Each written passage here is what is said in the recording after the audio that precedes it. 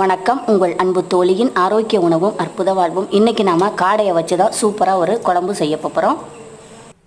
அதுக்கு முதல்ல இதெல்லாம் கழுவணும். ஃபஸ்ட்டு ஒரு கழுவிட்டு அதுக்கு பிறகு குட்டி குட்டி பீஸாக கட் பண்ணி அப்படி சுத்தம் பண்ணி எடுத்துக்கலாம்.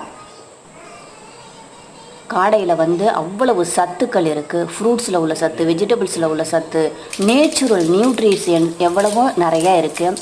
இப்போ நாம் 100 ml எண்ணெய் ஊற்றிட்டு பட்டை, கிராம்பு, ஏலக்காய், அன்னாச்சிப்பூ, பிரிஞ்சி இலை இது எல்லாம் போட்டுட்டு 2 பெரிய வெங்காயத்தை நைஸாக கட் பண்ணி போட்டுடலாம். 5 பச்சை மிளகாய் கீறினது, 2 இனுக்கு கருவேப்பில்லை, 3 தக்காளி.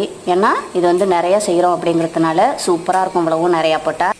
அடுத்தது நல்லா 2 ஸ்பூன் அளவுக்கு இஞ்சி பூண்டு பேஸ்ட்டு இதெல்லாம் போட்டு நல்லா வதக்கிட்டு இந்த சிக்கனை, அதாவது இந்த காடையை போட்டுட்டு அதையும் கொஞ்சமாக லைட்டாக தண்ணி விட்டு நல்லா வதக்கிட்டு அதுக்கு பிறகு நல்லா 1/2 லிட்டர் தண்ணிக்கு ஊற்றி நல்லா கொதிக்க விடணும்.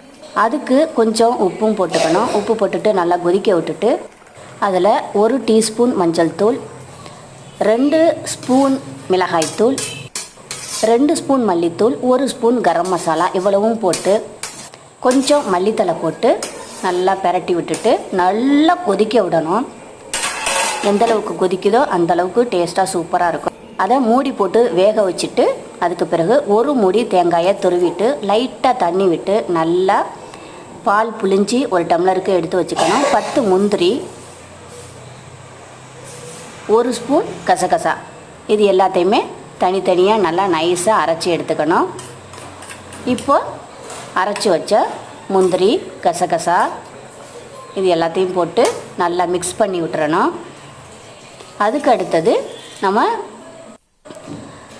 தேங்காய் பால் புளிஞ்சு எடுத்தோம் இல்லையா, அதையும் ஊற்றி நல்லா மிக்ஸ் பண்ணி விட்டு மூடி போட்டு நல்லா கொதிக்க வச்சுட்டு அந்த எண்ணெய் இந்த மசாலாலாம் திரிஞ்சு வந்த பிறகு அதுக்கு பிறகு அதை திறந்து பார்த்துட்டு அதில் மல்லித்தலை தூவி விடணும். மல்லித்தலை தூவி விட்டு திரும்ப மூடி 1 நிமிஷம் அப்படியே வச்சுருந்துட்டு அதுக்கு பிறகு ஸ்டவ்வை ஆஃப் பண்ணிக்கலாம். சூப்பராக வந்துருச்சு. நல்லா வாசம் கமன்னு சூப்பராக இருக்குது. இப்போ நம்ம இதை டேஸ்ட் பண்ணி பார்க்கலாம்.